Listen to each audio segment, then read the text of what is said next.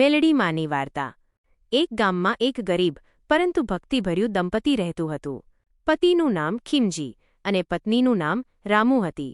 બંને રોજ મહેનત કરી પોતાના ઘરનું ગુજારણ કરતા।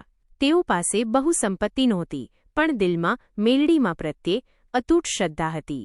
દરરોજ સવારે કામ પર જવા પહેલા રામુ થાળીમાં દીવો, ફૂલ અને નારિયેળ લઈ મેલડીમાની આરતી ગાતી।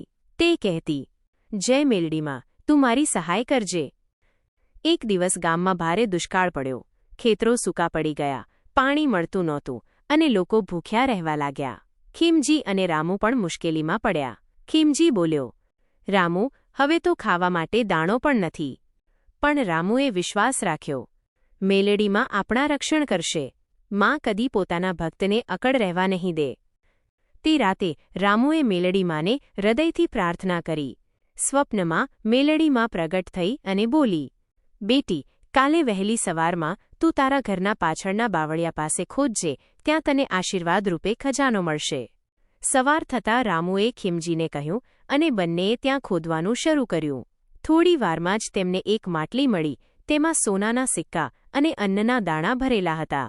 બંને આનંદમાં હાથ જોડીને બોલ્યા, જય મેલડીમાં। ગામના લોકો એ વાત સાંભળી આવ્યા અને સૌએ સમજ્યું કે ભક્તિ, શ્રદ્ધા અને સત્યનિષ્ઠા રાખનારને મેલડીમાં હંમેશા આશીર્વાદ આપે છે। તે દિવસથી ગામમાં દર વર્ષે મેલડીમાની જાગરણ અને આરતી ઉજવાતી રહી અને સૌ ખુશહાલ રહ્યા। આવી નવી વાર્તા જોવા માટે અમારી ચેનલને સબસ્ક્રાઇબ કરો।